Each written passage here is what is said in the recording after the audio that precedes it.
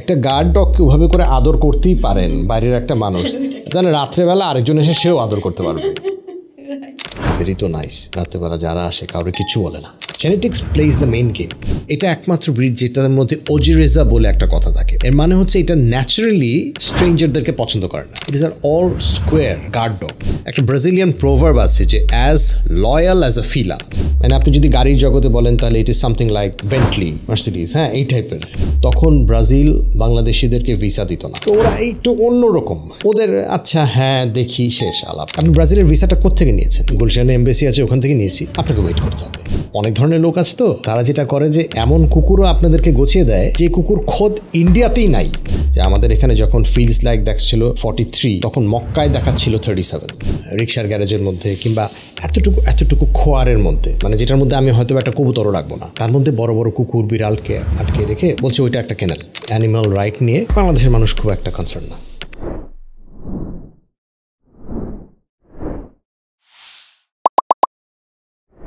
Hello viewers, welcome to our brand new show পডকাস্টের first এপিসোডে, যেখানে আমি রিম আপনাদের হোস্ট, আর গেস্ট হিসাবে যিনি আছেন তিনি দেশের একজন জনপ্রিয় অভিনেতা। তার অভিনয় জীবন সম্পর্কে সবাই জানেন, তবে অনেকেই জানেন না তিনি একজন প্যাশনেট ব্রিডারও। আজকে আমরা সেই বিষয়ে আড্ডা দিব জিতু আহসান ভাইয়ের সাথে। ভাইয়া কেমন আছেন? আছি আলহামদুলিল্লাহ, আপনি কেমন? আলহামদুলিল্লাহ ভালো ভাইয়া। আচ্ছা ভাই, আপনার ফার্স্ট ডগ ব্রিড কোনটা ছিল? আপনার আর আপনার ডগের এজ কত ছিল? আপনার ফ্যামিলি কতটা সাপোর্টিভ ছিল এই বিষয়ে? ফ্যামিলি সবসময় খুব সাপোর্টিভ ছিল, বিকজ আমার আগে আমার বাবার কুকুর ছিল, আমার বাবার আগে আমার দাদার কুকুর ছিল। সো বলতে পারেন এটা অনেকটা জেনেটিক্যালি এসেছে। সো ফার্স্ট ডগ ব্রিড, আমি জন্মের পর বাড়িতে সবসময় কুকুর থাকতোই। হ্যাঁ, যেহেতু আমাদের ওই ধানমন্ডিতে সেই পুরনো বাড়ি, তো ওখানে জায়গা ছিল কুকুর রাখার, তো সেইভাবে কুকুর সবসময় থাকতো। সো আলাদা করে বলাটা মুশকিল যে আমার ফার্স্ট ডগ ব্রিড কোনটা ছিল, বাট আমি নিজে খুব শখ করে একটা এনেছিলাম, একটা ডোবারম্যান। হ্যাঁ, তখন তো ডোবারম্যান, জার্মান শেপার্ড খুব কম মানুষই পালতো। এইটা বোধহয় আমি নিয়েছিলাম এটা 1987-88 এই সময় থেকে। রিসেন্টলি তো ভাই আপনি ফিলা ব্রাসিলেইরো এই ব্রিডটা ইম্পোর্ট করেছেন, এই সম্পর্কে যদি একটু বলতেন। ফিলা ব্রাসিলেরো এটা হচ্ছে ব্রাজিলের ন্যাশনাল ব্রিড। এই ব্রিডটা বেশ রেয়ার পৃথিবীর এই পার্টে, আমাদের সাউথ ইস্ট এশিয়া, এখানে এই ব্রিডটা খুব একটা নাই। বিশেষ করে ব্রাজিলের যেটা ক্যাফিব ফিলা, যেটা হচ্ছে মোস্ট অথেন্টিক ফিলা, এটা ভীষণ রেয়ার, কম পাওয়া যায় এবং আপনাকে একদম ব্রাজিল থেকেই আনতে হবে জিনিসগুলা। তো যেহেতু ব্রাজিল অনেক দূরবর্তী একটা জায়গা, সে কারণে এই কুকুরটা আনাটা difficult. It's all together a rare breed, এবং এই ব্রিডটার কিছু বিশেষত্ব আছে। বিশেষত্ব মানে হচ্ছে, ধরেন এটা একমাত্র ব্রিড যেটার মধ্যে ওজিরেজা বলে একটা কথা থাকে। ওজেরেজা একটা পর্তুগিজ টার্ম। এর মানে হচ্ছে এটা ন্যাচারালি স্ট্রেঞ্জারদেরকে পছন্দ করে না। আপনাকে কোনো ট্রেন করাতে হবে না যে হ্যাঁ স্ট্রেঞ্জারদেরকে পছন্দ করবা না, ও আসলে করবা না বা কোনো কিছু, তা না। এটা ন্যাচারালি পছন্দ করে না। আরেকটা হচ্ছে কি, একটা ব্রাজিলিয়ান প্রোভার্ব আছে যে অ্যাজ লয়াল অ্যাজ আ ফিলা। সেটা হচ্ছে আপনার মালিক এবং মালিকের ফ্যামিলির কাছে এটা এক্সট্রিমলি লয়াল। তো একটা মালিকের ফ্যামিলি বা মালিক যখন কুকুরটাকে হ্যান্ডেল করবে, এটা বোঝাই যায় না যে একটা বাইরের মানুষ আসলে পরে এই কুকুরটার চেহারাটা কতটা বদলে যেতে পারে। সো এটা হচ্ছে কি এই কুকুরটার বিশেষত্ব। এবং যেটা আপনি বলছিলেন যে এটা সম্পর্কে আরেকটু বলতে, ইট ইজ আর অল স্কোয়ার গার্ড ডগ। এটা গার্ড ডগ, হ্যাঁ, it is a no nonsense guard dog. ধরেন অনেক কুকুর আছে অ্যাপিয়ারেন্স খুব এরকম সেরকম, but that's not a very loaded guard dog. আমি এটা নিয়ে অ্যাকচুয়ালি পড়াশোনা করেছি অনেক দিন, মানে 2007 থেকে শুরু করেছি। ডক্টর পাওলো সান্টো ক্রুজ উনি এটা ডেভেলপ করেছিলেন।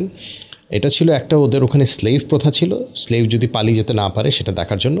আরেকটা হচ্ছে ওদের যে বিশাল ফার্ম আছে, যেটাকে ওরা বলে ফাজেন্ডা, বিশাল, এগুলোর উপরে অ্যাটাক হয় জাগুয়ারের। ওদের যেহেতু এখনও অনেক খোলা জায়গা, অনেক ফরেস্ট, তো প্রচুর জাগুয়ার আছে। তো এই জাগুয়ার ওদের গবাদি পশুকে ডিস্টার্ব করে, সেইটার থেকে রক্ষা করার জন্য হচ্ছে গিয়ে ফিলা একটা খুবই অ্যাক্টিভ ভূমিকা রাখে। সো সংক্ষিপ্ত আকারে এটাই হচ্ছে ফিলা ব্রাসিলেরো। এদের টেম্পারমেন্ট কেমন হয়, আর ফ্যামিলি ডগ হিসেবে এরা কতটা সুইটেবল? ফ্যামিলির সাথে এরা অত্যন্ত সুইটেবল, এটা হচ্ছে 1 নম্বর। এদের একটা টাইম থাকে, কারো কারো ক্ষেত্রে 6-7 মাস, কারো কারো ক্ষেত্রে 1 বছর 1.5 বছর। এরপর থেকে এরা ফ্যামিলির বাইরের মানুষকে আর পছন্দ করে না। ইভেন ডগ শোতে বলে, যখন ডগ শোতে জাজ করবে, কোনো জাজ যেন ফিলাকে টাচ না করে। যদি কেউ টাচ করে, ফিলা যদি অ্যাগ্রেশন দেখায়, ও কিন্তু ডিসকোয়ালিফাই হবে না, কারণ এটা ওর জেনেটিক্যালি ওর মধ্যে আছে যে ও বাইরের মানুষকে পছন্দ করে না। এবং এটা হচ্ছে সবচেয়ে বড় ব্যাপার যে আমরা অনেক সময় অনেক কুকুর নিতে চাই, সেটার আপনার ট্রেনিং দিতে হয়।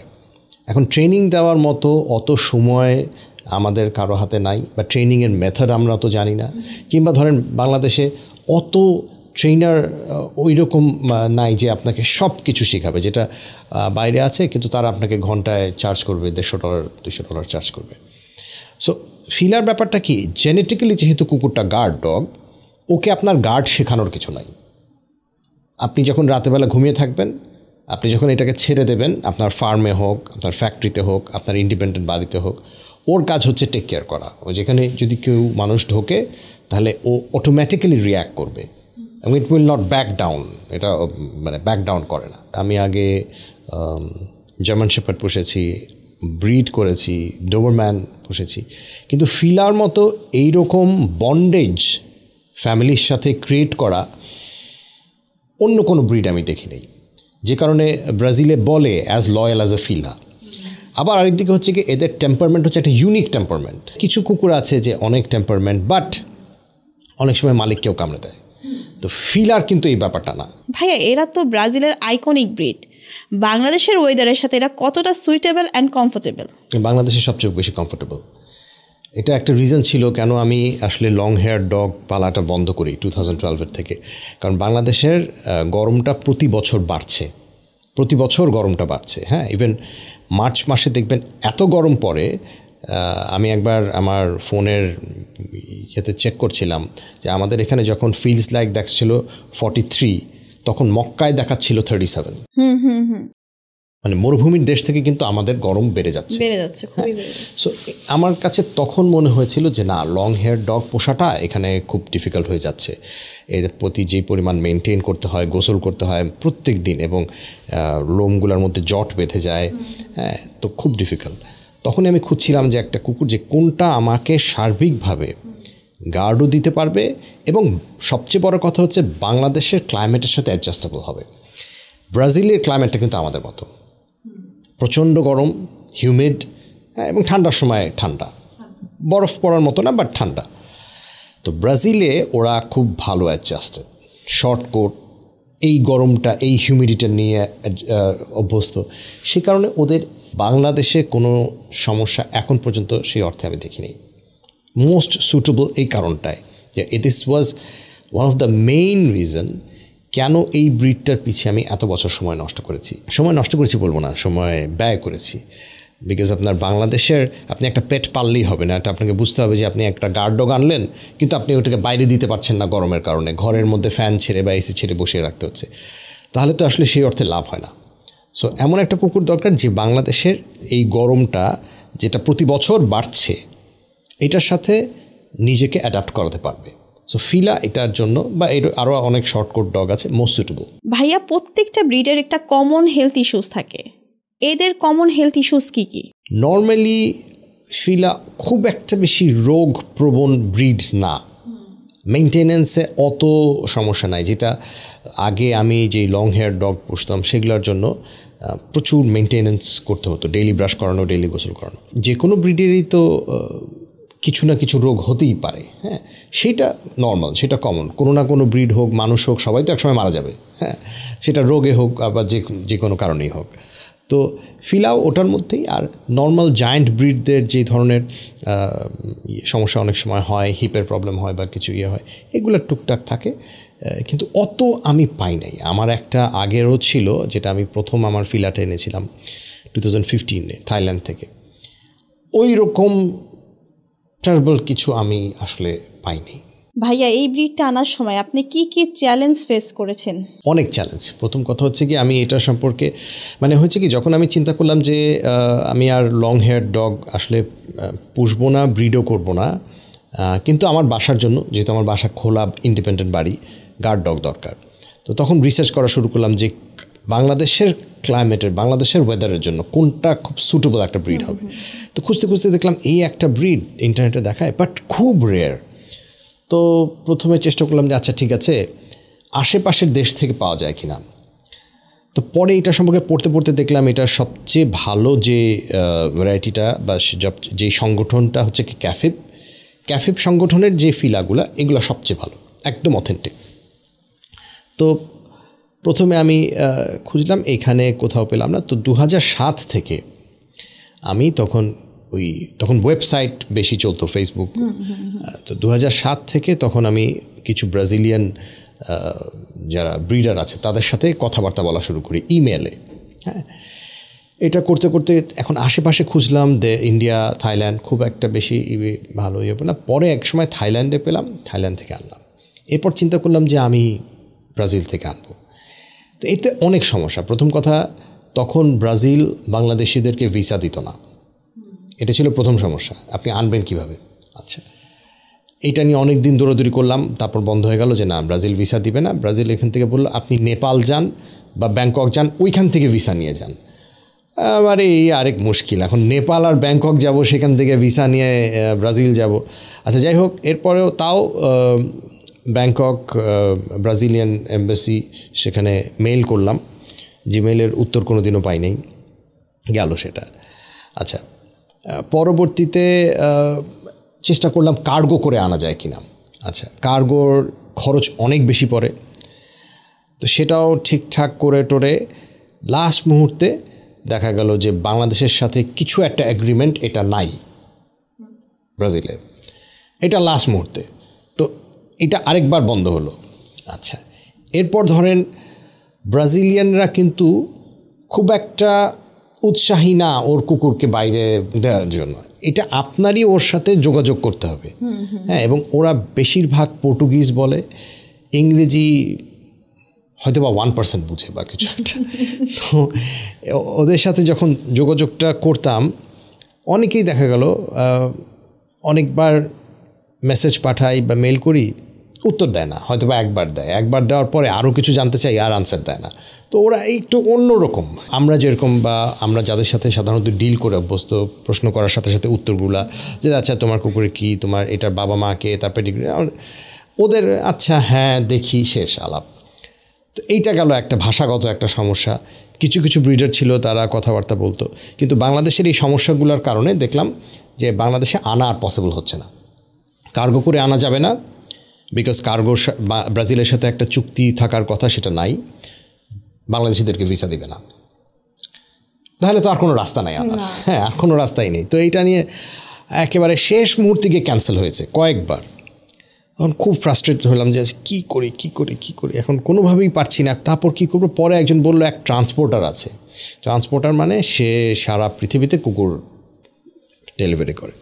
আচ্ছা, তো একটা সময় তার সাথে যোগাযোগ করলাম, সে এনে দেবে, কিন্তু তার আবার বিশাল চার্জ তাকে দিতে, শখ বলে কথা। তখন সেটা তো রাজি হলাম যে ঠিক আছে। ওরা একটু ডিফারেন্ট, ধাক্কানো লাগে বা কিছু, আমাদেরকে কিছু একটা জিজ্ঞেস করলে আমরা সাধারণত সাথে বলে দিই হ্যাঁ ভাই অমুক দিন এইভাবে। ওরা একবার আমি জিজ্ঞেস করি তুমি করছো? হ্যাঁ করছি। কবে? অক্টোবরে। হ্যাঁ আসছি। তুমি আমাকে একটু জানাও। হ্যাঁ জানাচ্ছি। এরপর দেখলাম মাসখানেক মধ্যে আবার কোনো খবর নাই। আবার বললাম তুমি আমাকে জানো? হো হ্যাঁ জানানোর কথা। আচ্ছা জানাচ্ছি। আবার কোনো খবর। এরকম করতে করতে একবার একটা সময় সব ঠিক, ও নিয়ে আসবে। হঠাৎ করে 7 দিন বা 10 দিন সব ঠিক, 2টা পেয়ার ঠিক করেছি আমি, এবং পেয়ার 2টাও ইন্টারেস্টিং, মানে খুব ভালো ক্যানালটা থেকে।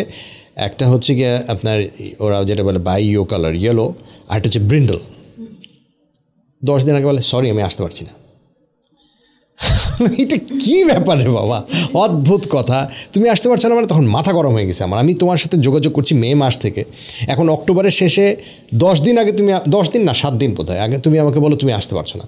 তো তুমুল ঝগড়াঝাটি শুরু হলো আমার সাথে, ব্রিডারের সাথে। যাই হোক, ওর জন্য আমি এমনও করেছি, ব্রাজিলে বাংলাদেশি হাই কমিশন, সেখানে যে ভদ্রলোক, তার নাম্বার বের করে আমি এখান থেকে তাকে ফোন করেছি যে ভাই শোনো এই নামের একজন আপনাকে ফোন করবেন, ভাই আমি অভিনেতা জিতু হাসান, হ্যাঁ ভাই আপনাকে চিনি, যে আপনি কাইন্ডলি ওর ভিসাটা চেষ্টা করবেন একদিনে দিয়ে দিতে, বাংলাদেশে আসার ভিসাটা। হ্যাঁ ঠিক আছে। সো আমি এই পর্যন্ত গিয়েছি তাকে বলার জন্য যেন ভিসাটা তার একদিনের মধ্যে দিয়ে দেওয়া হয় আর কি। এর পরবর্তীতে সব ঠিকঠাক করলাম যে হ্যাঁ আসছে। হঠাৎ করে একদিন আমি ঘুম থেকে ওঠার পর আমার ওয়াইফ আমাকে বলছে যে টেলিভিশন দেখলাম একটা রোগ পৃথিবীতে ছড়িয়ে পড়ছে, এটার নাম হচ্ছে করোনা, তো পৃথিবীর অনেক দেশে ছড়াচ্ছে রোগটা। প্রথম জিনিসটা আমার মাথায় আসলো, এই প্রথম আমি কোভিড বা করোনার নাম শুনলাম, প্রথম জিনিসটা মাথায় আসলো ব্রাজিলে আর বাংলাদেশে যেন না ছড়ায়। হ্যাঁ এটা দেখে আবারও ধরা খাবো আমি আনতে গিয়ে, হ্যাঁ এই দুইটা দেশে যেন না ছড়ায়। যাই হোক, এখন আমি বারবার ওয়েবে সার্চ দিই ব্রাজিলে করোনার কী অবস্থা। বাংলাদেশটা তো নিজেই দেখছি, ব্রাজিলে এটা নিজের স্বার্থে। তো ওকে আবার সেকেন্ড টাইম গুতালাম যে দেখো তুমি প্লিজ করো, কেন? ও পরে বলছে হ্যাঁ হ্যাঁ এখনও খোলা আছে এয়ারপোর্ট, আমি 2-1 দেশে দিয়ে আসছি। এই যাই হোক, সেই পর্যায়ে তো কোভিড বাড়তে বাড়তে এমন একটা পর্যায়ে গেল যে সেখানে আর কোনো কিছু করার নাই, বন্ধ হয়ে গেল।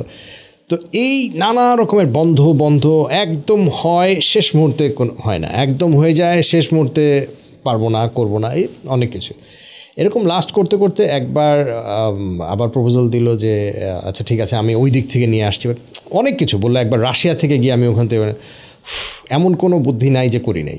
এরপর একবার দেখলাম যে স্পেনে ফিলার আরেকটা আছে, কিছু ওখানে পর্তুগিজ, সো ওরা ব্রাজিল থেকে এনে ব্রিড করে। তো ঠিক আছে, এইবার ভাবলাম স্পেনেই যাব, এবং সেইভাবে করে ভিসা নিলাম স্পেনের, টিকিট সব করলাম, স্পেনের এয়ারলাইন টিকিট, এবং সেখান থেকে স্পেনের যেই জায়গাটা ওর নাম হচ্ছে আলিকান্তে, সো আলিকান্তেতে যাব মাদ্রিদ থেকে, তার ট্রেন টিকিট সব করে ফেলছি। করে শুক্রবার দিন ফ্লাইট ছিল রাত্রেবেলা, শুক্রবার দিন সকালে অসুস্থ হয়ে গেলাম, আবার সব ক্যান্সেল। ঠিক আছে, এবং এই ক্যান্সেলে ম্যাক্সিমামগুলোই টাকা কিন্তু ফেরত পাইনি। ওদের যেই হোটেল চার্জ বা রেলওয়ে টিকিট কেনা এগুলো সব গন, ইন্স্যুরেন্স সব গন, শুধু এয়ারলাইন্সের কিছু টাকা ফেরত পেয়েছিলাম। সো প্রতিবন্ধকতা যদি আপনি বলেন যে ভাইয়া কী কী বাধার সম্মুখীন হয়েছিলেন, আমার বোধ হয় আপনাকে জিজ্ঞেস করতে হবে কোন কোন বাধার সম্মুখীন হই নাই। হ্যাঁ রাইট, আমার এটাই মনে হচ্ছে। এবং সবচেয়ে মজার ব্যাপার ছিল যে আমি ব্রাজিলিয়ান এম্বাসিতে এতবার ফোন করেছি যে ওখানে একজন ভদ্রমহিলা আছেন, ওনার প্রতি আমি বিশেষভাবে কৃতজ্ঞ। তো বলতো না আমরা এখনও ওপেন করেনি, এম্বাসি এখনও ওপেন করেনি, বাংলাদেশের জন্য বন্ধ ভিসা, বাংলাদেশে থেকে দেবে না, বন্ধ। তো লাস্ট পর্যন্ত যখন ব্রাজিলিয়ান এম্বাসি এটা ওপেন করেছে, ওই ভদ্রমহিলা আমাকে ফোন করেছেন, আপনি তো বহুবার ফোন করেছিলেন, এমবেসি এখন ওপেন করেছে বাংলাদেশিদের জন্য। এটা হচ্ছে গিয়ে 2022 কথা বলছি আমি, 2022 সেপ্টেম্বর অক্টোবরে, মানে আমি মুহূর্তের মধ্যে লাভ দিয়ে উঠছি, ও ফাইনালি। আচ্ছা, আরেকটু প্রতিবন্ধকতা বলি, এগুলো সব ঠিক করলাম। এখন ভিসার জন্য অ্যাপ্লাইও করলাম। ওই সময় আপনার আল্লাহর মতো ফর্চুনেটলি আমি যেই ব্রিডার থেকে আনতে চাচ্ছিলাম ওর একটা পাপি হয়েছিল একটা আরও 2টা ব্রিডারের সাথে কথা বলে তাদেরও হয়েছে। আচ্ছা, এখন এটা আনবো কাতার এয়ারওয়েজে, সেটা কার্গোতে না, এটা লাগেজ হিসেবে আসবে। কাতারে আপনার অ্যাপ্লাই করতে হয়। আচ্ছা, কাতারে অ্যাপ্লাই করেছি, এতদিন আগে ওয়েট দিয়ে, বক্স সাইজ দিয়ে, সব কিছু দিয়ে ডিটেলসে দিয়েছি। কাতার কনফার্মেশন দেয় না। এদিকে আমার যাওয়ার টাইম চলে আসছে, আমি 1 মাস আগে অ্যাপ্লাই করেছি, যাওয়ার টাইম আমার যাওয়ার ইয়েটা ছিল সম্ভবত মার্চের 12 তারিখ, রোববার ছিল সেটা। কাতার কনফার্মেশন দেয় না। এখানে কাতার অফিসের সাথে যোগাযোগ করিও বলে এটা তো ওইখান থেকে আসবে। এরপরে ওয়েবে খুঁজতে খুঁজতে কাতারের একটা নাম্বার পেলাম, সেই নাম্বারে রিপিটেডলি ফোন করতাম। হ্যাঁ, এটা বোধহয় কোনো কল সেন্টারে, কোনো দিন ইন্ডিয়ায় ধরতো, তো কোনো দিন বোধহয় ইটালিতে ধরতো, আল্লাহ জানে। তাদের কাছে আমি যে দেখো আমার এইটা কোনো আপডেট আছে, নো আমরা এটার জন্য রেখে দিচ্ছি, will take information and will let you know. এখন পর্যন্ত কোনো আপডেট আমছে, দেখো আমার কিন্তু ফ্লাইট সামনে, সো আমার খুব বেশি দিন বাকি নেই। এই বলতে কোথাও নেই। একটা পর্যায়ে এইখানে একজন কাতার অফিসিয়ালের সাথে কথা হলো, তাকে বললাম ভাই একটু দেখেন কোনো কনফার্মেশন আনা যায় নাকি। বলছে ভাই চেষ্টা করছি। লাস্টে এমন দেখা গেল যে আমি 1 মাস আগে অ্যাপ্লাই করেছি, এখন আমার ফ্লাইট রোববার, বুধবার পর্যন্ত আমার কোনো কনফার্মেশন আসে নাই। তো কনফার্মেশন যদি না আসে, ব্রাজিলে ঘুরতে গিয়ে তো আমার কোনো লাভ নাই। তো চরম মুশকিলের মধ্যে পড়লাম যে কী করব। এখন তাদেরকে ইয়ে করলাম যে দেখো I am trying my best, ব্রিডারদেরকে বললাম, but still I don't get any confirmation. Finally বোধহয় বৃহস্পতিবার দুপুরে বা বিকালে ইমেল আসলো বা কিছু একটা, yes this has been confirmed, তুমি এই সাবস্ক্রিপশন আনতে পারো। মানে আমি পরে চিন্তা করছিলাম যে আচ্ছা তাহলে টিকিট যদি ফেরত দিয়ে দেই তাহলে রোববার সকাল পর্যন্ত আমার টাইম আছে হাতে, কারণ আমার ফ্লাইট সন্ধ্যায়। গেল বৃহস্পতিবার পর্যন্ত কনফার্ম পেলাম, আচ্ছা ঠিক আছে তাহলে যাবো, ভালো কথা। এরপর গেল আরও মজার ব্যাপার, এয়ারপোর্টে গেলাম। আমি যখন গিয়েছি চেক ইন করতে কাতার, ওনারা পাসপোর্ট দেখেন যে ব্রাজিলে যাচ্ছেন, বললাম জি। এমন হয়ে তাকালো আমি মনে হয় চোর আসামি বা কিছু। আপনি কি ফার্স্ট টাইম যাচ্ছেন? বললাম জি। আপনি ব্রাজিলের ভিসাটা কোত্থেকে নিয়েছেন? তাহলে এমবাসি থেকে নিয়েছি, গুলশানে এমবাসি আছে ওখান থেকে নিয়েছি। এটা তো আমাদের সাও পাওলোতে ফোন করতে হবে, ওরা যদি কনফার্মেশন দেয় তাহলে এখান থেকে আপনাকে আমরা অনবোর্ড করতে পারবো। বলেন কি? বলে হ্যাঁ, আপনাকে ওয়েট করতে হবে। তো সাও পাওলোতে ফোন করছে, ওইটা ছিল রোববার, আর তখন হচ্ছে ওখানে রাত, ওখানে কেউ ফোন ধরে না। এখন আমার ফ্লাইট বোধহয় 7টায়, আমি বোধহয় মানে 4টার সময় চেক ইনে ঢুকেছি, লাইন থেকে সরে গিয়ে বসে রইলাম। অনেকক্ষণ পর ভদ্রমহিলাকে জিজ্ঞেস করি, ম্যাডাম কোনো আপডেট? না, আমরা ফোন করছি, সাও পাওলো এয়ারপোর্ট ফোন ধরে না। তাহলে যে আচ্ছা যদি ধরেন নাই হয় তাহলে কী করবেন? তাহলে আপনি আজকে যেতে পারবেন না। আমি আজকে যেতে পারবো না মানে? আমার কিন্তু রিটার্নে আমার সাথে 3টা পেট আসবে, সো এটা কিন্তু আছে। আপনি হ্যাঁ হ্যাঁ দেখতে পাচ্ছি পেট আসছে, এই আইটিনারি যদি ক্যান্সেল হয়ে যায় আমি এই পেটের পারমিশন আবার কিভাবে পাবো? সেটা তো আমরা বলতে পারছি না। আচ্ছা গেল, কি মুশকিল। আবার বসলাম 7টায় ফ্লাইট, 4টা, 4:30, 5টা, 6টা, আবার না আমরা এখনও কোনো কনফার্মেশন পাইনি। কি মুশকিল। পরে ডেসপারেটলি ওই যে ভদ্রমহিলা আমাকে ব্রাজিলিয়ান হাই কমিশনে সাহায্য করেছে, আমি ওনাকে ফোন করেছি, বলছি দেখেন ভিসা পেলাম, এখানে সব ঠিক, এরা এখন বলছে যে সাউথ পাওলো থেকে কনফার্মেশন, বলে আপনি ওনাদেরকে বলেন যে আমাদের এখান থেকে ভিসা দেওয়া হয়েছে, আপনার ওখানে আবার কনফার্মেশন। আমি বলেছি, বাট অদ্ভুত, অনবোর্ড করতে দেবে না। উনি ওই মুহূর্তে গিয়েছেন T20 ক্রিকেট দেখতে।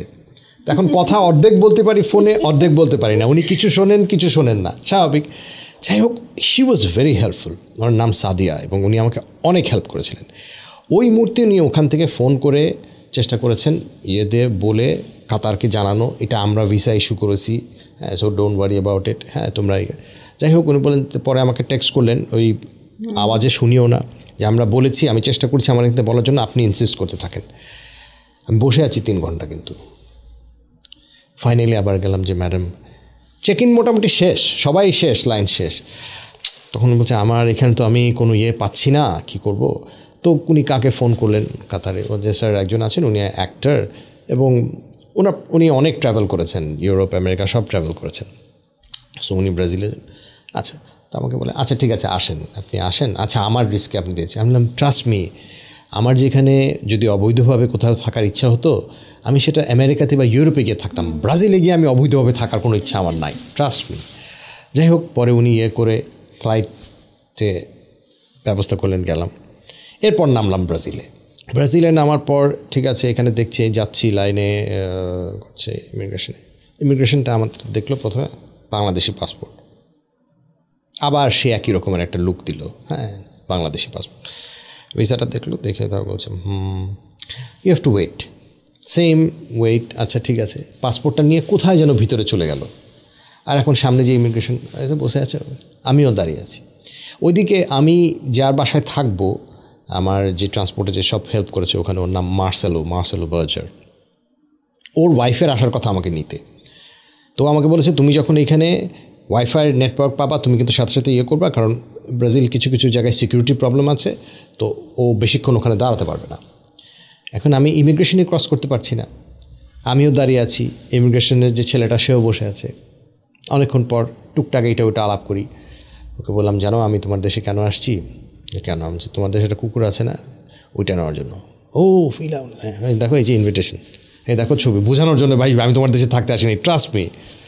আচ্ছা, এরপরে সে অনেক এই সেই কথাবার্তা, 10 মিনিট, 20 মিনিট, 30 মিনিট, 45 মিনিট দাঁড়িয়ে আছে আমি ওখানে, বাংলাদেশি পাসপোর্ট এবং ভিসা। হ্যাঁ, যাই হোক, সেখান থেকে অনেকক্ষণ পর দেখলাম প্রায় 45 মিনিটস পরে পিছের থেকে একজন আসলেন পাসপোর্টটা নিয়ে, এরকম আমার ভিসাটাকে এরকম ডলতে নিয়ে আসলেন, পরে বললেন ওকে। তারপর সে আমি বললাম ওকে ঠিক আছে যাও। গেলাম কোনো মতো ব্যাগ ট্যাগ নিয়ে। এখন ওয়াইফাই নেটওয়ার্ক কোথায় কী, ওর সাথে আমার যখন দেখা করার কথা তার চেয়ে 1.5 ঘন্টা দেরি হয়ে গেছে। ও আমাকে আগেই বলছিল যে ওর ওয়াইফের সিকিউরিটি প্রবলেম, এখন আবার ওয়াইফাই নেটওয়ার্ক পাই না। হ্যাঁ, তো কোনো মতে পেয়ে ও পরে দেখি ওয়াইফাই নেটওয়ার্ক মানে 50টার মতো মেসেজ করেছে কই তুমি, হ্যাঁ ত্যান। যাই হোক লাস্টলি পেলাম, পেয়ে তারপর তো ওর বাসায় গেলাম। সো আমি যদি বলি বাধা বিপত্তিটা কতটা, আমার ধারণা আপনি অনুমান করতে পেরেছেন যে বাধা বিপত্তিটা কতটা ছিল এবং কী পরিমাণ মানে ধৈর্য আমার ছিল আল্লাহর রহমতে। ভাই একবারও কি এরকম মানে ফিল হয় নাই যে না আনা দরকার নাই, এতই বাধা আসতেছে আমি আনবো না? হ্যাঁ অনেকবারই। আমি শুরু করেছিলাম নেটওয়ার্কিং কথাবার্তা বলা 2007-8 থেকে। আমি মাঝখানে 2015-এ একটা এনেছিলাম ব্যাংকক থেকে, বাট ব্রাজিল থেকে যেটা আমি এনেছি সেটা এনেছি 2023-তে, মানে অলমোস্ট 15-16 বছর পর। এই যে ধরেন প্রায় 16-17 বছর, এই টাইমটা কিন্তু বসে বসে কাটাইনি। এটা যেমন ফিলার উপরে অনেকগুলোকে বই পড়েছি, ব্রিডটাকে জানার চেষ্টা করছি। তাহলে এটা একটা ফিলা অ্যান্ড ফাজেন্ডা, ঠিক আছে। এটা লেখা হচ্ছে আইনেস ভ্যান ড্যাম। ভদ্রমহিলা হচ্ছেন একজন ড্যানিশ লেডি, উনি বহুবার গিয়েছেন ব্রাজিল থেকে এনেছেন, এখন উনি স্পেনে থাকেন, আমার সাথে কথা হয়েছে। এইটা হচ্ছে আরেকটা বই, এইটাও পড়েছি থরলি, যে কি কেন ব্রিডটা কার জন্য, ব্রিডটার কী ভালো কী খারাপ, কী করা উচিত সব কিছু। এবং ফাইনালি এইটা একটা বই ফিলা ব্রাসিলেরও লেখা। আচ্ছা, এই বইটা লেখা হচ্ছে ব্রাজিলের একজন ফিলার উপরে যিনি এক্সপার্ট বলতে পারেন, তার নাম হচ্ছে গিয়ে পাওলো রবার্টো গডিনহো। এবং এইখানে একটা কথা লেখা আছে ফিলা ব্রাসিলেরো, এই কথাটা লেখা হচ্ছে পর্তুগিজে, বাট আমি আপনাকে বলি প্রেজেন্টে দাস এস্ট্রেলাস। এই কথাটার মানে হচ্ছে Fila Brasileiro a gift from the stars. Fila Brasileiro a gift from the stars. So কেন এই ব্রিডটা তো স্পেশাল? এই ব্রিডটা আসলেই স্পেশাল, এই কারণে ব্রিডটা অত্যন্ত রেয়ার, আনাও ডিফিকাল্ট। যে জিনিসটা যত আনা ডিফিকাল্ট, যে জিনিসটা যত আপনার থেকে দূরে থাকবে, ওটা আসলেই তত স্পেশাল। আমি যখন পাই নাই হাতে, তখন আমি যখন সারাক্ষণ নেটের উপরে পড়তাম, ইন্টারনেটে পড়তাম, তো অনেক মানুষ একটা কথা লিখত, once you have owned a Fila you will feel that this is the breed for me. মানে আপনি যদি গাড়ির জগতে বলেন তাহলে it is something like Bentley, Mercedes, হ্যাঁ এই টাইপের। হ্যাঁ, so it is a ultimate guard dog. So এটার জন্য ওয়েট করা যেতেই পারে। ভাই আপনি তো বললেন যে বাংলাদেশের সাথে অনেক ডগই কমফোর্টেবল, কেন এই ডগটা স্পেসিফিক্যালি এটাই আনা লাগবে আপনার? এরকম কেন হলো? এত বছর ধরে ট্রাই করে অন্য কেন না? হ্যাঁ, অন্য কেন না, এক্স্যাক্টলি। কারণ অন্য কোনো কিছু হলে আমি খুব কম খরচে ইয়ে করতে পারতাম এবং আশেপাশের দেশ থেকেই আনতে পারতাম। ইনফ্যাক্ট একটা ব্রিডের জন্য আমি থাইল্যান্ডে কথাও বলেছিলাম, অনেকেই গেছিলাম। এই ব্রিডটার কিছু ইউনিক ব্যাপার আছে যেটা অন্য কোনো ব্রিডে নাই, একেবারেই ইউনিক। যেটা হচ্ছে কি, 1 নম্বর, এটা ভীষণভাবে মালিক আর মালিকের ফ্যামিলিকে ভালোবাসে। মালিকের সাথে এমন একটা বন্ডেজ ক্রিয়েট করে যেটা আমি আগে অন্য কোনো কুকুরের সাথে পাইনি। ইট ইজ মানে সব কুকুরের প্রতি আমার রেসপেক্ট আছে। আমি অনেক জার্মান শেপার্ড পেলেছি, ব্রিড করেছি, ডোবারম্যান পেলেছি, but the bondage a Fila creates with its master, এটা আনকম্পারেবল। আর 2 নম্বর হচ্ছে কি, ও যে রিজা ব্যাপারটা, ও অন্য কোনো মানুষকে যে পছন্দ করবে না বা কিছু, সেটা আপনার ওকে ট্রেন আপ করা লাগবে না। যেমন ধরেন ফেসবুকে অনেকের মানে ইউটিউবে কুকুরের ফার্ম অ্যাড অনেক কিছু দেয়, তো সেখানে যেমন আমি সেদিন একজনকে দেখছি, ভাই এটা কী বলে, এটা ভীষণ গার্ড ডগ, এটা একদম দারুণ, আপনার ওখানে কেউ আসতেই পারবে না বাসায় হ্যান। তো এইটা হচ্ছে কি, যিনি পালছেন উনি বলছেন, আর উনি সেল করছেন, আর যিনি ইন্টারভিউ নিচ্ছেন উনি বলছেন ও তাই, আচ্ছা খুব ভালো, হ্যাঁ ওটা আদর করছেন আছে। সো আপনি যদি একটা গার্ড ডগকে ওভাবে করে আদর করতেই পারেন বাইরের একটা মানুষ, তাহলে রাত্রেবেলা আরেকজন এসে সেও আদর করতে পারবে। আমার কতগুলো প্যারামিটার ছিল, একটা হচ্ছে বাংলাদেশের আবহাওয়ার সাথে মানানসই হতে হবে, 2 নম্বর হচ্ছে আমাকে ভালো গার্ড ডগ হতে হবে, এক্সট্রিমলি গুড গার্ড ডগ, আমি এটার পিছে কোনো এফোর্ট দিতে পারবো না। 3 নম্বর হচ্ছে কি, এমন গার্ড ডগ যে আমাকে আবার উল্টা কামড়ে দিবে না, এই ধরনের। তো কিছু ব্রিড আছে ভালো guard dog, very good, but অনেক সময় মালিকের জন্য ডিফিকাল্ট হয়ে যায় কন্ট্রোল করা। এই ধরনের জিনিস আমি চাইনি। ধরেন ফর এক্সাম্পল আমি একজনের একটা ফার্ম দেখতে গিয়েছি, সেখানে একটা বড় সড়ো কুকুর, বেশ সুন্দর দেখতে, বাঘের মতো। তা বললাম যে বাহ, ভেরি নাইস, খুব সুন্দর। ভাই ভেরি তো নাইস, রাত্রেবেলা যারা আসে কাউরে কিচ্ছু বলে না। এখন মানে গার্ড ডগ হলে এমন হতে হবে যে ডেফিনেটলি মানুষকে কিছু বলবে, ট্রেন করা লাগতেছে না, জেনেটিক্যালি ট্রেন। এইটা একমাত্র ফিলা ছাড়া আমি অন্য কোনো কুকুরে পাইনি। এই যে আমার প্রায় 16 বছর লেগেছে, একদিকে খুব ভালো হয়েছে টাইমটা লেগে, কারণ আমি ওদের বিভিন্ন ক্যানেল এগুলো স্টাডি করতাম, পেডিগ্রিগুলো দেখতাম। সো আমি মোটামুটি একটা ধারণা আছে যে কোন পেডিগ্রিটা ভালো, কোন লাইনটা খুব ভালো। সো বেসিক্যালি এই 16-17 বছর পার করা, অন্য কোনো ব্রিড এত টাইমের মধ্যে আমি অনেকবার নিতে পারতাম, অনেক সস্তায় নিতে পারতাম, তো সেটা করি নাই। এইটার জন্য ওয়েট করেছি বেসিক্যালি এই কারণগুলোর জন্য, যে প্রথম কথা বাংলাদেশের আবহাওয়ার জন্য খুবই সুটেবল, সেকেন্ড কথা হচ্ছে কি গার্ড ডগ হিসেবে অলমোস্ট সেকেন্ড টু নান, থার্ড কথা হচ্ছে কি মালিক এবং মালিকের ফ্যামিলির সাথে বা যে দেখবে তাদের সাথে ভেরি ডোসাইল। ধরেন অনেক সময় অনেক ছোটো কুকুরের কিন্তু খুব অনেক ওজিরিজে থাকে, অনেক টেম্পারমেন্ট থাকে, কিন্তু একটা স্ট্রেংথ থাকতে হয়। This is a robust dog, প্রচুর স্ট্রেংথ। এটা সব কিছু মিলে আমার মনে হচ্ছে এটা হচ্ছে গার্ড ডগের প্যাকেজ এবং আলটিমেট গার্ড ডগ। ভাইয়া ফিলা, জার্মান শেপার্ড, ডোবারম্যানের ক্যারেক্টারিস্টিকের ডিফারেন্সটা যদি বলেন। ডিফারেন্সটা হচ্ছে কি, প্রথম কথা যদি সাইজগত ডিফারেন্স বলি, জার্মান শেপার্ড, ডোবারম্যান হচ্ছে large breed, Fila is a giant breed. Fila ব্রিডটা এসেছে আসলে 3টা ব্রিডের মিশ্রণে। একটা হচ্ছে English mastiff, old English bulldog, আরেকটা হচ্ছে ব্লাড হাউন্ড। ঠিক আছে, এখন জার্মান শেপার্ড আমি একসময় অনেক পেলেছি, ব্রিডও করেছি। It's a very intelligent dog, it's a very good companion, very intelligent dog, and খুব ভালো ট্রেন করতে পারবেন আপনি এটাকে, ট্রেনিং খুব ভালো রেসপন্ড করে। এটা অনেক ক্ষেত্রে ডোবারম্যানও কোয়াইট সিমিলার ক্যারেক্টারিস্টিক্স হয়, বাট এখানে দুটো ব্যাপার কাজ করে। একটা হচ্ছে যেই পাপ্পিটাকে আপনি নেবেন, আপনি ভাববেন এটা খুব ভালো ট্রেন করা যাবে বা কিছু, সেই পাপ্পিটা কেমন। ফর এক্সাম্পল আপনি দেখবেন যে গানবিল জার্মান শেপার্ডস, হ্যাঁ, সেখানে আমি সবচেয়ে কম দামে যে জার্মান শেপার্ড পাপ্পিটা দেখেছি, সবচেয়ে কম দামে, সেটা হচ্ছে $4,500, শুধু পাপ্পি দাম, ট্রান্সপোর্ট সব বাদ। সেদিন একটা দেখেছিলাম যে $6,800 এইটা। এটার সাথে আপনি যদি কম্পেয়ার করেন আমাদের দেশে 15,000 টাকায় 20,000 টাকায় জার্মান শেপার্ড। আপনি কি মনে করেন এই দুটো এক, বা দুটো ক্যারেক্টারিস্টিক এক? না, এটা হতেই পারে না। তো আপনাকে প্রথম কথা হচ্ছে ওই ধরনের ক্যারেক্টারিস্টিক্স বা খুব ভালো ট্রেনেবল একটা কুকুর পেতে হলে আপনাকে ইনভেস্ট করতে হবে in very good genetics, very good genetics. That is number one thing. Pedigree for any dog, pedigree must have very high quality genetics, মানে তার দাদা বাবা এরা must be very good performers in particular in that field. ওই ধরনের intelligent কুকুর, ওগুলার দাম এত বেশি কেন? ওগুলাকে খুব মাইনিউটলি তারা ব্রিডিংটা করে, তারা খুব মাইনিউটলি চেক করে, তার বাবা মা সব কিছু অনেক প্যারামিটার্স মেলার পরই ব্রিডিং করে দেয়। ব্যাপারটা কিন্তু এমন না যে 2টা কুকুর আছে আমি ব্রিডিং করে দিলাম, এটা কোথায় কী আগা মাথা কেন ব্রিডিং হচ্ছে, ব্যাপারটা এরকম না। সেই কারণে ওইটার দামটা অনেক বেশি পড়ে। তো এটা হচ্ছে কি 1 নাম্বার, যে আপনাকে খুব ভালো কোয়ালিটির জেনেটিক্স লাগবে, পাপি লাগবে ভালো কোয়ালিটির। সেকেন্ড হচ্ছে আপনার একটা ভালো ট্রেনার লাগবে। এখন ট্রেন করার টাইম কিন্তু আমাদের টাইম বা অভিজ্ঞতা আমাদের কারো খুব বেশি নাই। আমাদের দেশে অল্প কিছু ট্রেনার আছেন, তারা কত ডিটেলস ট্রেন করতে পারেন এটা আমার জানা নেই। কিন্তু যেমন ধরেন বাইরে ট্রেনার যারা আছেন, যারা ফুললি ডেডিকেটেড এটার জন্য, আপনাকে আওয়ারলি চার্জ করবে $150 $200 per hour, which is expensive. হ্যাঁ, সো এটা হচ্ছে ব্যাপার। আর ফিলার ব্যাপারটা হচ্ছে a good fila, a Cafib fila, it is born with certain genetics. এটাকে আপনার গার্ডের জন্য বাড়তি ট্রেন করতে হবে না। হ্যাঁ, অনেক সময় এদিক ওদিক হয়, কখনো কোনোটার টেম্পারমেন্ট একটু বেশি আসে, কোনোটার একটু কম আসে, বাট জেনারেলি আপনাকে বাড়তি করে ট্রেন করার কোনো কিছু নাই। এটা অটোমেটিক্যালি একটা বয়স পরে মানুষের ব্যাপারে এগ্রেশনটা ডেভেলপ করে।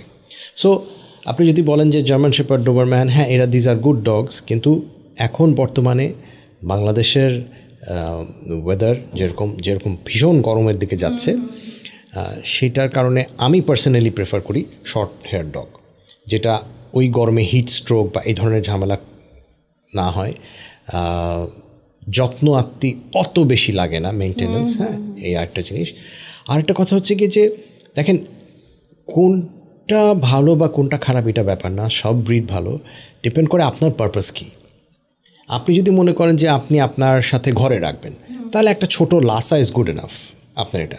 আপনি যদি মনে করেন যে আমি একটা কুকুর পালবো, ওইটা নিয়ে আমি ফেসবুকে একটা ছবি দিব, খুব কুকুরটা ধরে ধরে এরকম একটা ছবি দিব, তাহলে আপনার যেটা ভালো লাগে সেটাই ভালো। আপনি যদি ভালো লাগেন যে লেসেন আমার একটা বড় ফার্ম আছে, বা আমার একটা ইন্ডিপেন্ডেন্ট বাসা আছে, বা আমার একটা ফ্যাক্টরি আছে, আমার একটা গার্ড ডগ দরকার, অল স্কোয়ার গার্ড ডগ, যে শুধু চেহারায় গার্ড ডগ না, কাজে গার্ড ডগ, এরকম একটা কিছু দরকার, তাহলে আপনার ক্রাইটেরিয়া আলাদা। সো ইট ডিপেন্ডস যে আপনার ক্রাইটেরিয়াটা আসলে কী, আপনি অ্যাজ আ ক্লায়েন্ট আপনি কি চান, সেটার উপর ডিপেন্ড করবে যে কোনটা আপনার জন্য সুটেবল বা কোনটা সুটেবল না। ওই তো বললাম যে আমি অনেক মানুষকে দেখেছি খুব একটা কুকুর নিয়ে ইয়ে করছে, খুব দেখতে বাঘের মতো বা কিছু সিংহের মতো, কিন্তু আলটিমেটলি ও যেটা চাচ্ছে যে এটা খুব ভালো গার্ড বা কোনো কিছু হবে না, the dog is very friendly. So এইটা কিন্তু ডিপেন্ড করে আপনার চয়েসের উপরে, এটা কিন্তু ডিপেন্ড করে আপনি কোন কুকুরটা নিচ্ছেন, আমি কিরকম কুকুর চাচ্ছি, এক্স্যাক্টলি গার্ড ডগ চাচ্ছি নাকি ফ্রেন্ডলি ডগ চাচ্ছি, ফ্রেন্ড চাচ্ছেন, কম্পেনিয়ন চাচ্ছেন। যে জার্মান শেপার্ড ওই বললাম খুব ভালো intelligent dog, very intelligent dog, provided আপনি খুব ভালো পাপি নেন, প্রোভাইডেড আপনি ট্রেনটা ভালো করতে পারেন। দুই একটা থাকে, আমার একটা জার্মান শেপার্ড ছিল যেটা ইনহেরেন্টলি ওর মধ্যে এই স্ট্রেঞ্জার অ্যাগ্রেশন খুব বেশি ছিল ইনহেরেন্টলি, বাট অনেকগুলোর থাকে না। আমি একবার 98-এ, তখন আমরা মোটে লং কোট দেখি আর কি, তো একজনের দেখে আমার খুব ভালো লেগেছে। হ্যাঁ, তখন তো এত কুকুর নাই, খুব কম মানুষ কুকুর পুষতো, তো আমার দেখে পরে মনে হচ্ছে যে আমি এটার সাথে আমি ব্রিড করাবো। আমার একটা খুব সুন্দর ফিমেল ছিল, তো করিয়েছি, বাচ্চা কাতুলাও অনেক বড় বড় হয়েছে, হ্যান ত্যান, ওরকম লোম টোম আর দেখতে মনে হয় আরে বাপরে বাঘের মতো। বাট আনফর্চুনেটলি আমার যে মেল জার্মান শেপার্ডটা ছিল ওটার টেম্পারমেন্টের ধার কাছেও ছিল না পাপ্পিগুলা। কারণটা হচ্ছে ওটার যে বাবার জেনেটিক্স, যেটার সাথে আমি ব্রিড করেছি, that was a very docile dog, very docile. So genetics is the main thing, যে ওর বাবা কি, ওর মা কি, মার বাবার টেম্পারমেন্ট কীরকম ছিল, ক্যারেক্টারিস্টিক কীরকম ছিল, ফিজিক্যাল গঠন কেমন ছিল, এই পুরোটা কিন্তু জেনেটিক্সের উপরে ভীষণভাবে ডিপেন্ড করে। সো এটা is a very major factor. আরেকটা উদাহরণ দিই, আমার বাসায় একবার একটা অ্যাডের শুটিং হবে, তো সবাই জানতেন আমি কুকুর পুষি, তো সেই কারণে ওনারা দেখলেন শটটা হচ্ছে যে একটা কুকুর কাউকে দেখে চিৎকার করছে এই। তো আমার তখন আগের মেলটা ছিল যেটা ইনহেরেন্টলি ভেরি এগ্রেসিভ, আর সাথে আমার এই ইয়াং মেল ছিল যেটা আপনার বেশ বড় টড় দেখতে, হ্যাঁ, বাট নট সো। তো যাই হোক, শট টট সব রেডি হলো, সব রেডি হানতেন, এখন শট নেওয়া হবে, আমরা কুকুরটা বের করব ঘর থেকে, তো মানুষজন যে যার মতো পালিয়ে গেল। হ্যাঁ, একজন গাছের পিছিয়ে, একজন ওদিকে, আরে বাপরে ওটা বেরোতেছে থেকে। তো আমি ওই বড়োটা যেটা আছে সেটাকে বের করলাম, ও কিছুটুকু আসার পর ও আর আসেই না, মাটিতে শুয়ে পড়ে, এমন বিব্রতকর অবস্থা। That was German shepherd. তা আমি ওকে হাত ধরে টেনে নিয়ে আসি, আর আসে না। এখন ও ক্যামেরার সামনে এসে যেই শটটা দিবে, যে ও চিৎকার করছে, ওরে বাবা ও উঠেই না, ভীষণ বিব্রতকর অবস্থা। কী করি, এরপরে বললাম যে এটা হবে না, এটাকে তুলে ওই আমার যেই প্রিমিয়াম মেলটা ছিল ওইটাকে বের করলাম। সো ওইটা আসলো এবং এক্স্যাক্টলি ওইটার সামনে আসলে আর কেউ আসতে পারলো না। হ্যাঁ, মানে সো এটা হচ্ছে genetics plays the main game. তার সাথে আপনি অন্য যেই ব্যাপারগুলা লুকস বা কিছু, সেটা তো ডেফিনেটলি ভেরি ইম্পর্ট্যান্ট। তো আপনার প্রশ্নের উত্তরে যদি আসি, যে জার্মান শেপার্ড বা ডোবারম্যান কিংবা Fila, these are different dogs, depend করে আপনার চাহিদার উপর, আপনি কী চাচ্ছেন আপনার কুকুর থেকে, তার উপর অ্যাকচুয়ালি পুরো জিনিসটা ডিপেন্ড করে। আপনার আর কোনো স্পেসিফিক ব্রিড নিয়ে ইন্টারেস্ট আছে কি নাকি? আছে, জানতে পারি ভাইয়া? ফিলা ব্রাসিলেরো আমি বহু রিসার্চ করছি, বহু দেখেছি, আমি গ্রেট ডেন দেখেছি, আমি জার্মান শেপার্ড দেখেছি, আমি দেখেছি, বাট এই কুকুরটার কাছ থেকে আমি যেটা আশা করি আমি এক্স্যাক্টলি ওইটাই পাই। আমি আশা করি আমার প্রতি, আমার ফ্যামিলির প্রতি এক্সট্রিমলি প্রোটেক্টিভ থাকবে, বাইরের মানুষের প্রতি এক্সট্রিমলি অ্যাভার্শন থাকবে ওদের। ঠিক এই জিনিসটা আমি এই ব্রিডটা থেকে পাই। ধরেন আমি হয়তো বা একটা অনেক বড় কুকুর পালতে পারতাম, যে একটা বিশাল গ্রেট ডেন বা কোনো কিছু বিশাল দেখতে ফাইন, বাট যেটা আমি চাচ্ছি যে আমার বাসায় ইন্ডিপেন্ডেন্ট বাড়ি, খোলা বাড়ি, যে আমি রাতে যখন ঘুমাবো এটা তখন খুব পাহারা দেবে, সেটা ওইটার থেকে নট নেসেসারিলি আমি ওইটার পাবো। বিকজ ওই ব্রিডটাকে ওই কারণে ডেভেলপ করা হয় নাই। ফিলাকে ডেভেলপ করা হয়েছে particularly to be protective for its family and to be aggressive or to have an aversion towards the strangers. এবং একটা মজার ব্যাপার আছে, ব্রাজিলে ক্যাফিবের কয়েকটা শো হয় বছরে, এবং সেখানে একটা টেস্ট হয়, সেটাকে বলে টিটি, এটা হচ্ছে টেম্পারমেন্ট টেস্ট। হ্যাঁ, এবং সেইখানে কিন্তু প্রত্যেকটা ফিলাকে অ্যানালাইজ করা হয় যে কার টেম্পারমেন্ট অবস্থা কী, এবং সেটা থেকে র্যাঙ্কিং করা হয় যে এটা কীরকম। বম, মুইতো বম, হ্যাঁ, এটার মানে হচ্ছে কি গুড, ভেরি গুড। আর এক্সেলেন্ট জেনে কি একটা আছে বলে গেছি, হ্যাঁ, এটা হচ্ছে পর্তুগিজ 2-1 শব্দ যা শিখেছিলাম আর কি। সো হ্যাঁ, যদি আপনি বলেন কোন ব্রিড, আমি যদি আর সামনে কিছু নাও পালি, this will be my last breed and nothing else. ভাইয়া, ইথিক্যাল ব্রিডিং কতটা জরুরি? বাংলাদেশের ব্রিডাররা ইথিক্যাল ব্রিডিং নিয়ে কতটা সচেতন? এক কথায় উত্তর দিলে এথিক্যাল ব্রিডিং ভীষণ ইম্পর্ট্যান্ট। আর আপনার সেকেন্ড পার্ট কোয়েশ্চেন যে বাংলাদেশে সচেতনভাবে ব্রিডিং করা হচ্ছে কিনা, খুব কম, মানে আমি যতটুকু দেখেছি মেবি 1% বা তার নিচে।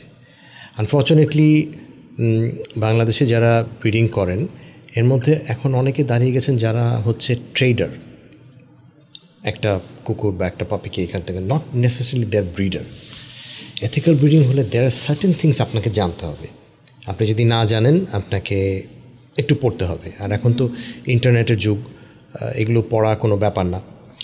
বাট আনফর্চুনেটলি অনেক জায়গায় দেখি যে পাপ্পিটা সেল করাটাই মূল। আচ্ছা ঠিক আছে, আমার 5,000 দরকার নাই, 3,000 টাকা লাভ হলো, ছেড়ে দিলাম। আমি যেমন মাঝে মধ্যে ফেসবুকের কিছু গ্রুপে মাঝে মধ্যে প্রশ্ন করি যে ভাই এটা যে দিচ্ছেন ওই পেয়ার নিলে অসুবিধা হবে? ব্রাদার সিস্টার মানে না, পেয়ার নিলে কোনো অসুবিধা নেই, কারণ হচ্ছে এটা ব্রিডিং, আরে ওইটাই তো নিয়ম, আমাকে বলছে ওইটাই নিয়ম, ব্রাদার সিস্টার ব্রিডিং করার নিয়ম। সো এটা দেখলাম যে আসলে এইটাতে বেশিরভাগ মানুষের কোনো জ্ঞান নাই ব্রিডিংয়ের ব্যাপারে, এবং জ্ঞান হওয়ার খুব একটা কোনো ইচ্ছাও নাই।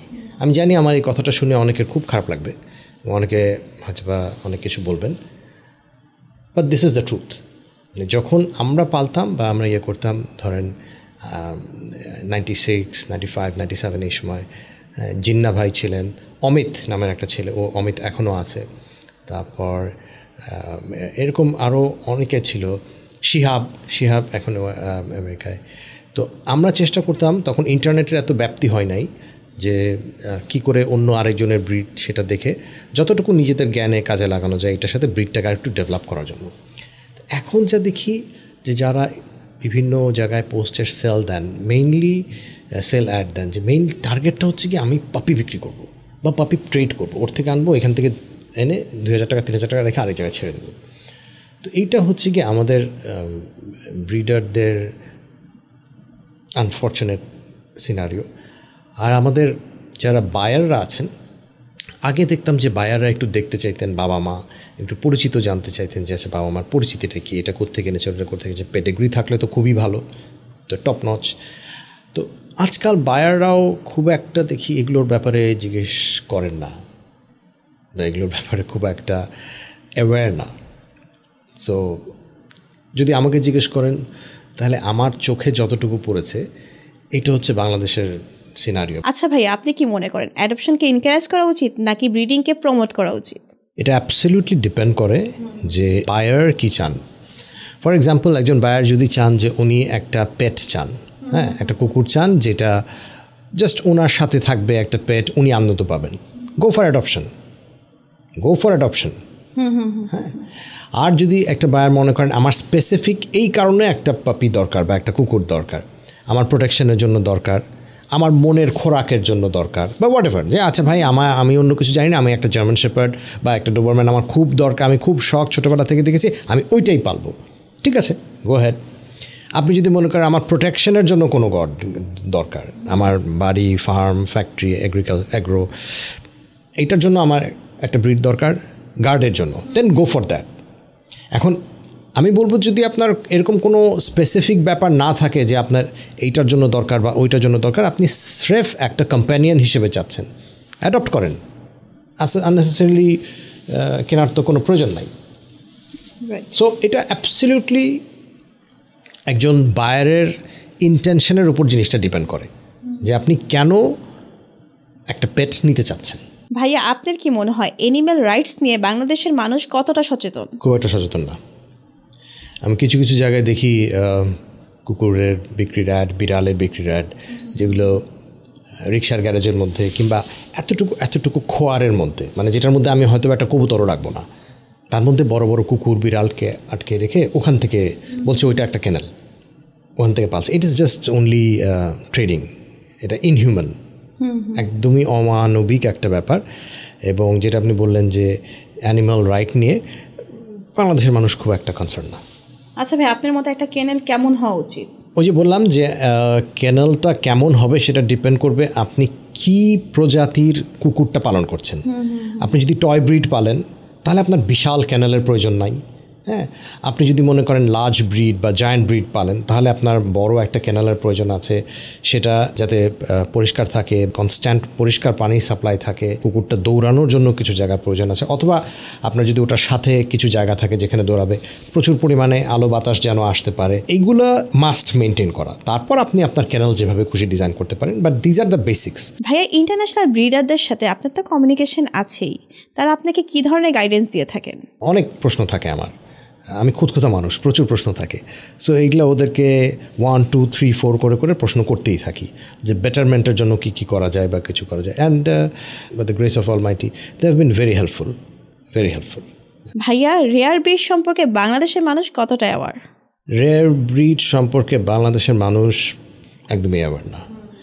রেয়ার ব্রিড কিংবা ধরেন জেনেটিক্স, মানুষের বিয়ের ক্ষেত্রে কি করি, পাত্রপাত্রীর ব্যাকগ্রাউন্ড দেখি না, তো কুকুরেরও কিন্তু জেনেটিক্সের ব্যাপার আছে যে কুকুর পোষেন, বিড়াল পোষেন, আপনি ঘোড়া পোষেন, যেটাই পোষেন, জেনেটিক্সের ব্যাপার আছে যে বাবা মা কে বা কোন ফ্যামিলিগুলা কেমন। হ্যাঁ, এইটার ব্যাপারে এখনকার আমাদের যারা, তারা খুব একটা অ্যাওয়্যার আমি দেখি না। ইভেন ধরেন যে কিছু কিছু ক্ষেত্রে অনেক ব্রিডার বলে থাকেন এই একটা পেয়ার নিয়ে নেন ভাই বোন, হ্যাঁ আপনাকে আমি দাম আরও 5,000 কমায় দিব। হ্যাঁ, সেটাই আবার অনেকে নিচ্ছেন, কিন্তু এটা যে নিয়ে ওই ব্রিডিংটা করানোটা ঠিক না, ইনব্রিডিং বা ইনসেস্ট, এইটা বেশিরভাগ মানুষ অ্যাওয়্যার না বাংলাদেশের। মেইন ব্যাপার হচ্ছে গিয়ে যে কোনটা আমার দরকার, এইটার ব্যাপারে খুব একটা যে সচেতন তা না, যে অমুকে পালছে তাই আমিও পালি। হ্যাঁ, খুব একটা বেশি অ্যাওয়ারনেস যে ব্রিড সম্পর্কে বাংলাদেশে কোনগুলা যোগ্য সেটা সম্পর্কে, কিংবা জেনেটিক্স সম্পর্কে, পেডিগ্রি সম্পর্কে খুব একটা না। আপনি তো একজন অভিনেতা, অনেক বিজি থাকেন, পাশাপাশি আপনি একজন ব্রিডারও। এই দুইটা প্যাশন আপনি কিভাবে ব্যালেন্স করেন? কুকুর পোষাটা এটা হচ্ছে আমার জন্য একেবারে একটা শখের ব্যাপার। এইটা আমার বাবারও ছিল, এটা আমার দাদারও ছিল, সো বলতে গেলে বংশানুক্রমিকভাবেই। আর শখ না হলে যদি ব্যাপারটা ওরকমই দাঁড়ালো এখান থেকে 5,000 নিয়ে ওখানে 7,000, ওইটা হলে আমি এত পাগলামি করতাম না কুকুর নিয়ে। হ্যাঁ, সো কুকুর নিয়ে বিশেষ করে ফিলা ব্রাসিলেরও নিয়ে যতটুকুই আমি দৌড়াদৌড়ি করেছি বা যতটুকু এই ব্রিডটা উন্নতির জন্য করি বা করতে চাই, এটা একেবারেই আমার শখ। অভিনয় এবং আমার দৈনন্দিন আরও কিছু ইনভলভমেন্ট আছে, সেটা নিয়ে অনেক ব্যস্ত থাকতে হয়। কিন্তু কুকুরের ব্যাপারটা যেন কোনো দিকে মিস না হয়, তাদের খাবারটা, তাদের অসুখটা বা কোনো সময় এমন ধরনের সমস্যা যেগুলো সলভ করাটা ডিফিকাল্ট, সো ওইটার প্রতি আমি চেষ্টা করি আমার পক্ষে যতটুকু সম্ভব অ্যাটেনশন দেওয়ার জন্য। আজকে আর কোশ্চেন না করি ভাইয়া, শো শেষ করার আগে আপনি নতুন ব্রিডারদের জন্য কিছু টিপস অ্যান্ড অ্যাডভাইস যদি শেয়ার করতেন। নতুন ব্রিডারদের চাইতে আমি বলবো যে যারা বায়ার আছেন বরঞ্চ তাদের উদ্দেশ্যে আমার মত যেটা সেটা শেয়ার করতে পারি যে আপনি যখন কোনো একটা প্রাণী নেবেন, সেটা হতে পারে আপনি পোষার জন্য একটা বিড়াল নিলেন বা একটা কুকুর নিলেন, যাই নিলেন, এটা কিন্তু একটা আপেল না যে আপনি নিচ্ছেন খেলেন শেষ হয়ে গেল, তা কিন্তু না। আপনি একটা জীবন নিচ্ছেন এবং এটা যতদিন বেঁচে থাকবে আপনার সাথে। সো ধাম করে না কিনে আগে একটু রিসার্চ করেন যে ব্রিডটা কেন নিচ্ছেন, ব্রিডটা আপনার জন্য কতটা দরকার, ব্রিডটা দেশের জন্য কতটা সুটেবল, আপনার আবহাওয়ার জন্য, আপনি অ্যাপার্টমেন্টে রাখবেন না আপনি বাইরে রাখবেন। হ্যাঁ, সব কিছু চিন্তা করে একটা কুকুর বিড়াল যাই নেন পোষা প্রাণী, সেটা নেওয়াটাই বেটার। নাহলে আবার ওই নিয়ে তারপরে সেটাকে আবার অন্য মানুষকে দেওয়া বা রাস্তায় ছেড়ে দেওয়া, এটা ইনহিউম্যান। যেখান থেকে আপনি কুকুর নেন, বিড়াল নেন, জেনে শুনে নেন, জাস্ট বিকজ বিদেশ থেকে আনছি মানে দারুণ একটা জিনিস হবে এমন কিন্তু কোনো কথা নাই। হ্যাঁ, বিদেশ থেকেও অনেক পচা জিনিস দেওয়ার জন্য চেষ্টা করে। আমি 98-এ একবার গিয়েছিলাম ইন্ডিয়াতে, তো তখন আমি সেখানে মিট করি মিস্টার টিপি রে। উনি ছিলেন ক্যালকাটা ক্যানাল ক্লাবের প্রেসিডেন্ট। তো আমি গিয়েছিলাম ওখানে। আমি বাংলাদেশে আমার যে জার্মান শেপার্ড ছিল, আমি চাচ্ছিলাম আরও কিছু ভালো ব্লাড লাইন অ্যাড করার জন্য। তো উনি আমাকে ওখানে স্যাটারডে ক্লাব নামের একটা ক্লাব আছে, সেখানে একদিন দাওয়াত দিলেন এবং ওনার একজন অ্যাসিস্ট্যান্ট, তার সাথে উনি পরিচয় করেন। বললেন যে উনি বাংলাদেশ থেকে এসছেন, তুমি ওনাকে একটু গাইড করো কোত্থেকে উনি একটা ভালো জাতের একটা ভালো ব্লাড লাইনের জার্মান শেপার্ড নিতে চান। তো ওই ভদ্রলোক আমাকে একটা দারুণ কথা বলেছিলেন। সেটা হচ্ছে যে কথাটা এমন যে দেখুন, আপনারা যখনই মুখ খুলেন আমরা কিন্তু বুঝে যাই যে আপনারা ওপার থেকে এসছেন। তো এরপরে এখানে অনেক ধরনের লোক আছে, তো তারা যেটা করে যে এমন কুকুরও আপনাদেরকে গোছিয়ে দেয় যে কুকুর খোদ ইন্ডিয়াতেই নাই। তো ওইটা শুনে আমার কাছে মনে ছিল এটা তো উনি খুব দারুণ একটা কথা বললেন। ধরেন আমার কুকুরগুলো যে আমি ব্রাজিল থেকে এনেছি, আমার কিন্তু অনেক টাইম লেগেছে রিসার্চ করতে, দেখতে। সেখানেও ভালো খারাপ আছে, সেখানেও ধান্দাবাজ আছে, সেখানেও কিন্তু মানুষ চেষ্টা করে যে আচ্ছা ভুয়া একটা গছায় দেয় একটু কম দামে। হ্যাঁ, এথিক্যাল ব্রিডার্স, গুড ব্রিডার্স। আমি একজনের কাছ থেকে পাপি নিয়েছি, ওর ক্যানেল নাম হচ্ছে ক্যানিল বোয়াস ওরতে। ওর ক্যানেলের বয়স 50 বছর, 1974 সাল থেকে ওর ক্যানেল। তো ওরা যতটা ডিটেল লেভেলে জিনিসগুলো দেখে বা কিছু, এগুলো আমরা আসলে কল্পনাও করতে পারি না। ইন্ডিয়ার যে ভদ্রলোকের কথাটা বললাম, তখন আমার মনে ছিল যে যেখান থেকেই আপনি পাপি নেন বা যাই করেন, you are investing your money, আপনার সময় ইনভেস্ট করছেন, আপনার শ্রম ইনভেস্ট করছেন। তো একটু দেখে শুনে, ভালো মতো জেনে শুনে পাপি নেওয়াটাই বেটার। থ্যাংক ইউ ভাই, আপনার ব্যস্ত সময় থেকে আমাদের সময় দেওয়ার জন্য। আপনাদেরকেও অনেক ধন্যবাদ। আর আমি আশা করি আপনাদের এই প্রোগ্রামটা খুব সাকসেসফুল হোক। আজ এই পর্যন্তই, দেখা হবে পরের এপিসোডে নতুন কোনো গেস্টের সাথে। ভালো থাকুন, সুস্থ থাকুন, আর হ্যাঁ, লাইক, শেয়ার, সাবস্ক্রাইব করতে ভুলবেন না।